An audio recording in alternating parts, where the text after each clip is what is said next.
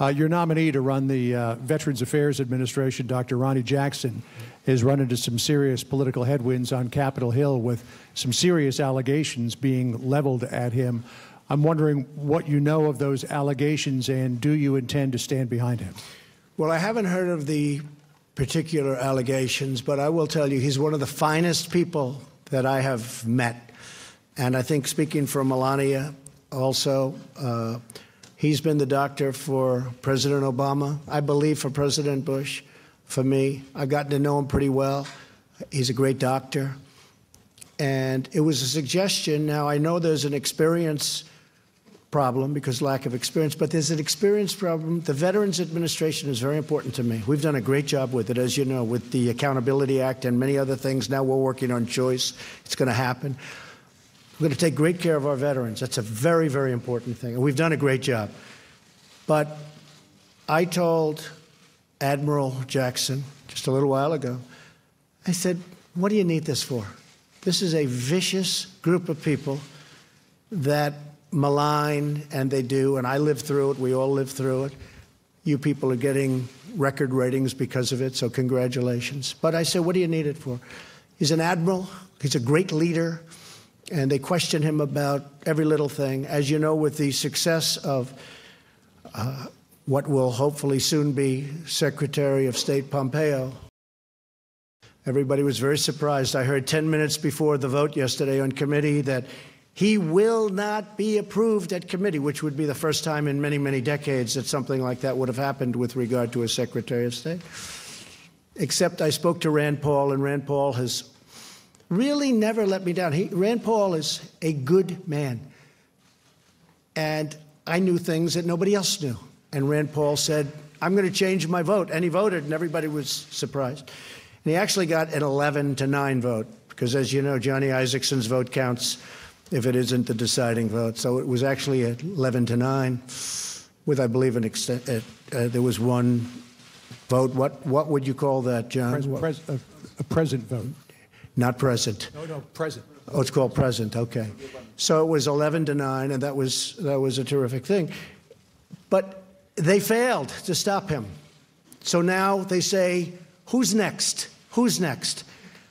And this person, Admiral Jackson, Dr. Jackson, is a wonderful man.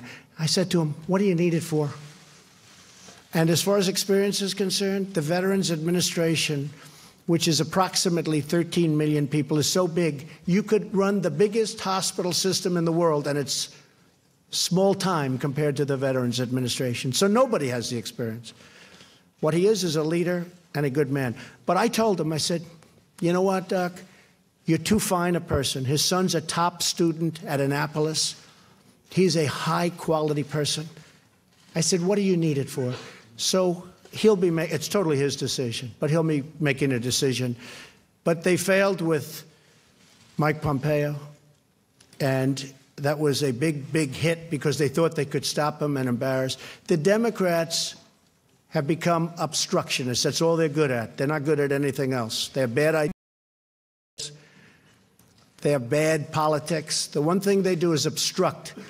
And that's why I'm waiting for, you would never believe this, I'm waiting for very good people like the ambassador to Germany. Hasn't been approved yet. It's been in there for 11 or 12 months. We have Angela Merkel coming to the United States on Friday.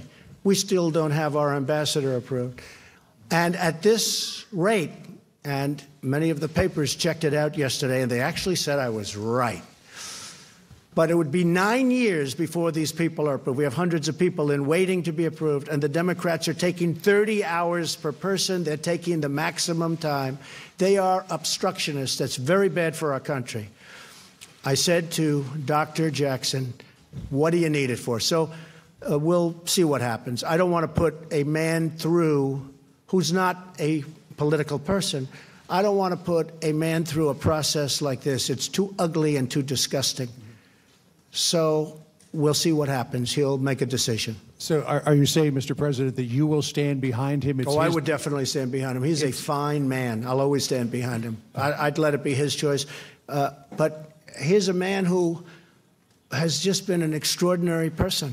His family, extraordinary success. great doctor, great everything, and he has to listen to the abuse that he has to. I wouldn't, if I were him. Actually, in many ways, I'd love to be him. But the fact is, I wouldn't do it. I wouldn't do it. What does he need it for? To be abused by a bunch of politicians that aren't thinking nicely about our country? I really don't think, personally, he should do it, but it's totally his. I would stand behind